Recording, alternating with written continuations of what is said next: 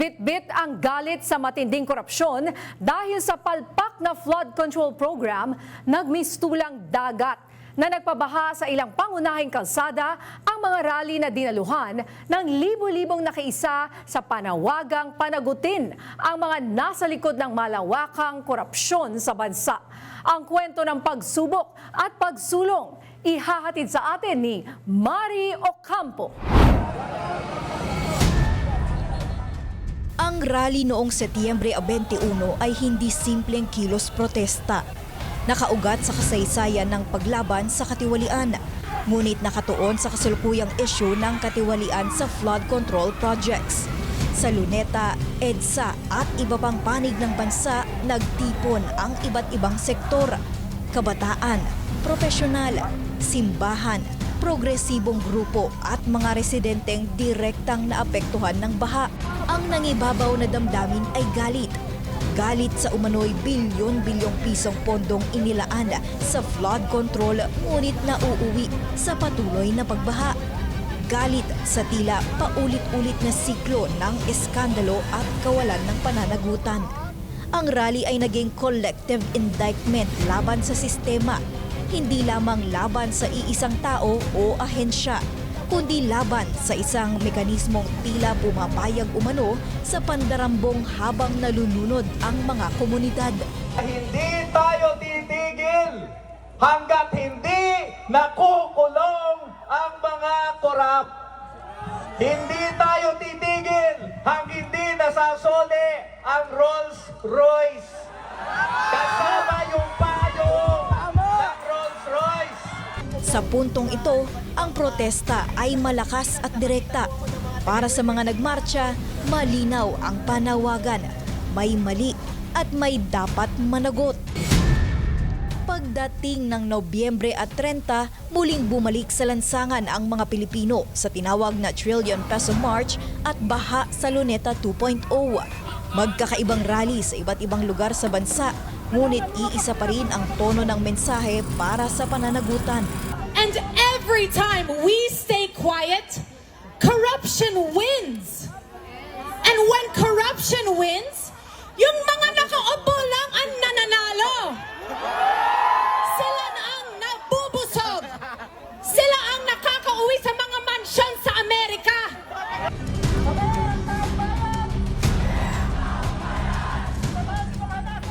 Sa pagitan ng dalawang petsa, nagkaroon ng mga pahayag, pangako ng investigasyon at pagkakatatag ng mga mekanismong sinasabing tutugon sa iskandalo. Ngunit para sa maraming Pilipino, nananatiling malabo ang direksyon. Sino ang iimbestigahan? Sino ang kakasuhan? May mapaparusahan ba o mauuwi na naman sa wala? The protest against corruption, 53% support the anti-corruption protests across all demographics if you unpack the numbers and across all factions. So even if you are with the Dutertes, now you are concerned about all of this. Even if you're with the Pinks, you're concerned. You're more concerned. And even if you're a Marcos loyalist, you're concerned. Ngunit kasabay nito ang isang mas mabigat na katotohanan. Mas marami pa rin ang naglalarawan sa kanilang sarili bilang independent o undecided pagdating sa politikal na paninindigan at pananagutan. Majority or half of the population are moderates. Median, middle, no? In the literature of political science, they're what we call median voters, right? So imagine the very first item, no, the factional self-identification. It's just not identifying with any particular faction, but just saying, are you pro-administration, opposition, unsure, or independent? No? 41% are independent. They're not actually swayed, no, by any of this noise. 35 are unsure. No? If you add that, that's 76%. There's still a lot to work on. Ibig sabihin, kahit may simpatya sa protesta, hindi pa handang pumili ang nakararami kung sino ang dapat managot at ano ang susunod na hakbang. Ang pagiging undecided ng mayorya ay hindi simpleng kawalan ng interes. Ito ay estruktural na problema sa pananagutan.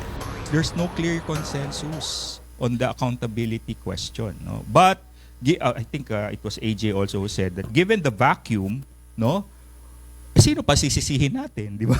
Alangan naman tayo ang sisisihin, tayo na nga nabudol, di ba? So eventually, the buck stops at Malacanang. Majority are moderates, independent and sure. Are they taking a wait-and-see attitude? No? The November 30 protest, it's smaller than the September 21 in numbers. No? Why? Because perhaps the majority of those participated are willing to wait and see.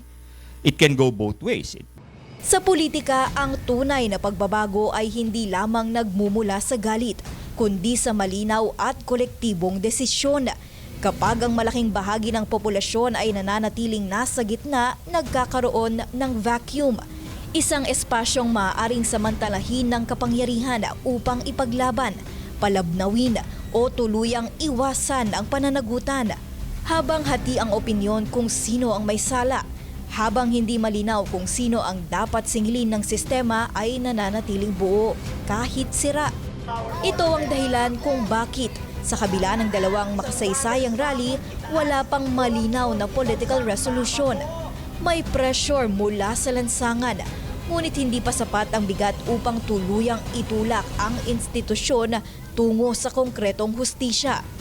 Ngunit ayon sa datos, ang Pilipinas sa pagtatapos ng 2025 ay isang bansang nakabinbin. May kamalayan, may damdamin, may suporta sa protesta, ngunit hindi pa ganap na desidido. At sa isang demokrasya, ang pinakamapanganib na sandali ay hindi kapag galit ang bayan, kundi kapag naghihintay ito habang ang kapangyarihan ay umaasang lilipas ang bagyo. Para sa PRTV Year-End Report, ako si Mari Ocampo, nagseserbisyo para sa Pilipino.